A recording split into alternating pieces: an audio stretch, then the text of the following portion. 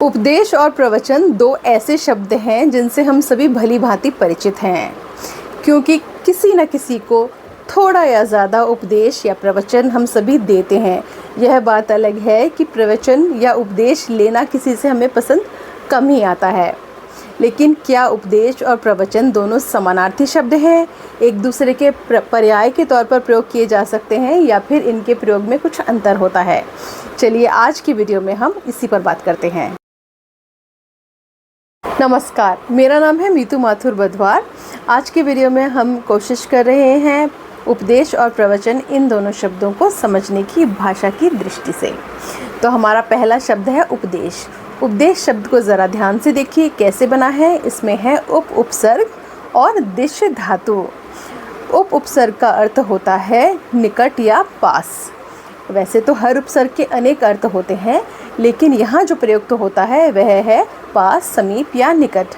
इसी तरह से दिश धातु को देखिए, हमने पिछले कई वीडियोस में दिश धातु पर चर्चा की है अलग अलग शब्दों को बताते हुए। तो दिश धातु का अर्थ होता है दिशा दिखाना, राह दिखाना, मार्ग दिखाना। तो उपदेश शब्द का अर्थ हुआ किसी को पास बैठाकर, निकट बैठाकर सही रास्ता दिखाना, पथ प्रदर्शन करना, कोई अच्छी सलाह देना ताकि उसके जीवन बेहतर हो सके। अच्छा, अब यह तो आप जानते ही हैं कि हमारे यहाँ आश्रम व्यवस्था, गुरुकुल परंपरा रही है।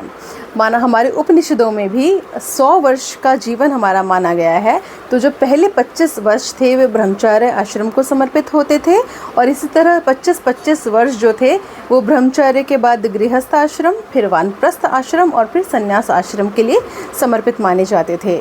तो पहले 25 वर्ष के जो ब्रह्मचर्य आश्रम था उसमें जो शिष्य होते थे वे गुरुकुल परंपरा के अंतर्गत किसी गुरु के पास आश्रम में जाके रहते थे और वहाँ शिक्षा ग्रहण करते थे।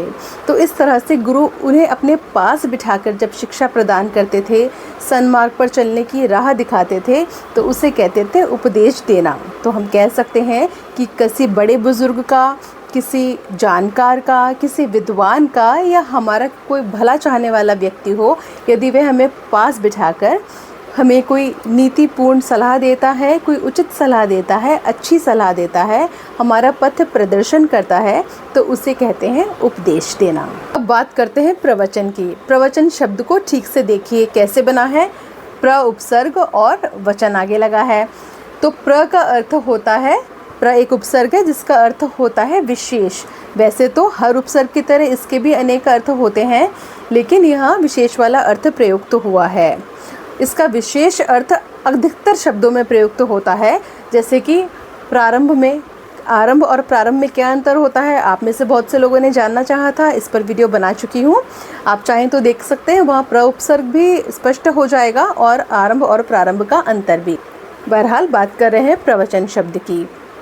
तो प्रवचन में प्र उपसर्ग है जिसका अर्थ है विशेष, और वचन शब्द बना है वच धातु से। संस्कृत की वच धातु का अर्थ होता है कहना। इस वच से ही वचन यानी बात बना है, तो यह तो हम जानते हैं। तो प्रवचन शब्द का क्या अर्थ हुआ? प्रवचन शब्द का अर्थ हुआ विशेष रूप से कहना। क्या विशेष रूप से कहना? तो संत महात्मा जब प्रवचन देते हैं तो क्या विशेष रूप से कहते हैं? हमारे पुराण, नीति शास्त्र, नीति ग्रंथ, इनमें क्या लिखा है जो हम भाषाई सीमा की वजह से, संस्कृत आदि न आने की वजह से, या फिर उनके गूढ़ अर्थों को न समझ पाने की वजह से पूरी तरह से उन ग्रंथों को नहीं समझ पाते हैं, उनके अर्थ को नहीं समझ पाते हैं। तो ये जो संत महात्मा होते हैं इनका प्रवचन करते हैं, अर्थात इन्हीं को विशेष रूप से कहते हैं, इनकी व्याख्या करते हैं। तो व्याख्या पूर्वक कहना, विशेष का अर्थ हुआ व्याख्या पूर्वक। तो व्याख्या पूर्वक कहना, अर्थ विस्तृत करते हुए कहना, किसी के अर्थ को विस्तार से समझाना ही प्रवचन है। इसलिए संत महात्मा जब हमें अच्छी बातें बताते हैं तो हम उसे प्रवचन देना कहते हैं, क्योंकि वे पहले से जाने अर्थ को, पहले से जानी किसी बात को हमें ठीक से अच्छी तरह खोलकर समझा रहे हैं। हाँ, यह भी ध्यान रखिए कि जो प्रवचन होता है इसमें उपदेश शब्द भी समाया है। क्यों? क्योंकि जो बातें वे हमें बता रहे हैं वे हमें अच्छी दिशा दिखाने वाली ही तो हैं, सही मार्ग दिखाने वाली ही तो हैं। तो प्रवचन शब्द में उपदेश शब्द समाया है, क्योंकि ये सारी बातें हमें बेहतर जीवन के लिए, सन्मार्ग पर ले जाने के लिए दिशा दिखाती हैं। तो यह था उपदेश और प्रवचन में अंतर। और यह बात सही है कि अंतर बहुत ज़्यादा बड़ा नहीं है, लेकिन फिर भी भाषा की दृष्टि से अंतर तो है।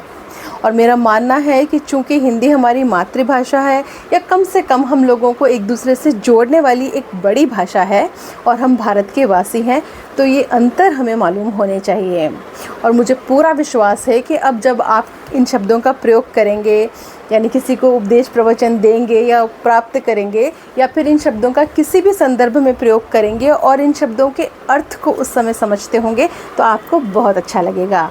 अगर ये बात सही है, वीडियो आपको अच्छा लगा है, तो वीडियो को लाइक कीजिए और ज़्यादा से ज़्यादा लोगों के साथ साझा भी कीजिए। यह मेरा आपसे विशेष अनुरोध है।